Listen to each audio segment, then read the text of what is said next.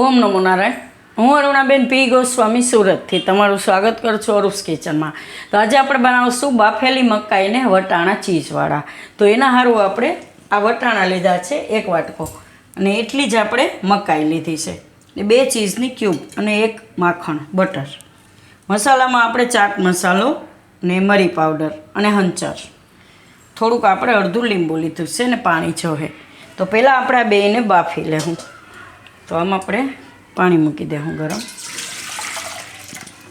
Gas ચાલુ કરીશું. અને પાણીમાં આપણે આ વટાણા નાખી દઉં અને મકાઈ નાખી દઉં. તો આ બધું આપણે બાફી લેવું. તો આપણે મકાઈને 2 બફાઈ ગયું વટાણા. તો એકદમ પાણી ઉકળી ગયા પછી 2 થી 3 મિનિટમાં સરસ બફાઈ જાય છે. ગેસ બંધ કરી દેવું અને આપણે કાઢી લેવું બહાર.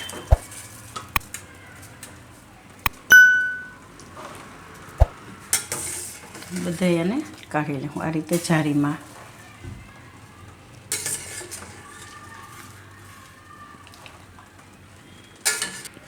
તો આપણે બધા દાણા આ રીતે કાઢી લીધા છે. હવે આપણે વઘાર કરશું એનો. તો આપણે કઢાઈ લીધી, ગેસ ચાલુ કરશું અને આમાં આપણે નાખીશું બટર. તો બધું આપણે આમાં નાખી દઈશું. થોડુંક એને મેલ્ટ થવા દઈશું. તો આપણે માખણ બધું આ રીતે ઓગળી ગયું. હવે એમાં આપણે નાખી દઈશું આ દાણા.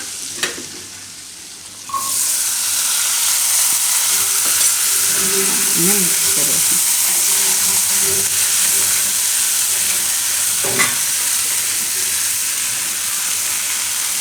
માખણ તમે તમારા હિસાબે વધારે ઓછું કરી શકો. થોડુંક વધારે નાખવું હોય તોય નાખી શકો એમ. હવે એમાં મસાલા નાખીશું. તો મરી પાવડર અને હંચર.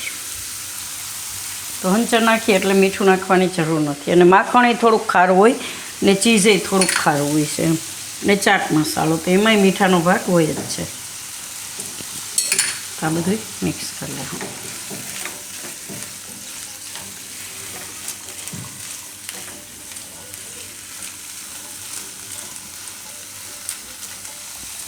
હવે એમાં આપણે નાખી દઈશું ચીઝ.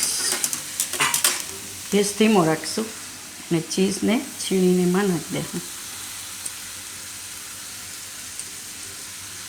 2 ચીઝ એમાં નાખી દઈશું આપણે આ રીતે છીણીને.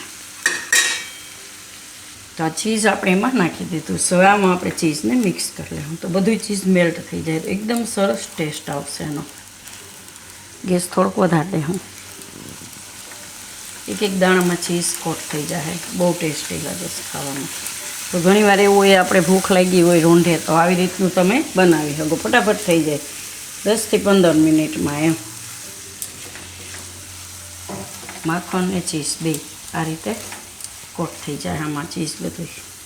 મસ્ત ટેસ્ટ આવશે. તો આ રીતે એકદમ સરસ મિક્સ થઈ ગયું બધું. તો ગેસ બંધ કરી દઉં. એમાં આપણે થોડુંક લીંબુ નીચોવી દે, ટેસ્ટ પ્રમાણે તમે નાખી શકો એમ.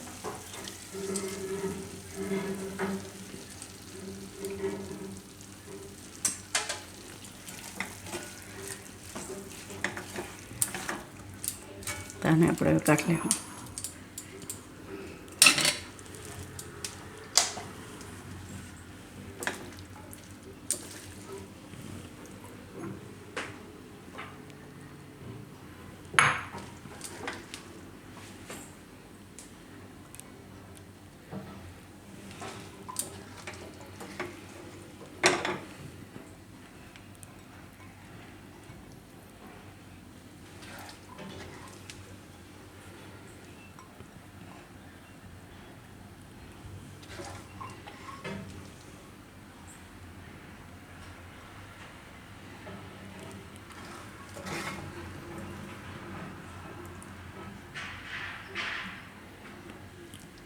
થોડુંક ચીઝ ઉપરથી નાખીશું આપણે.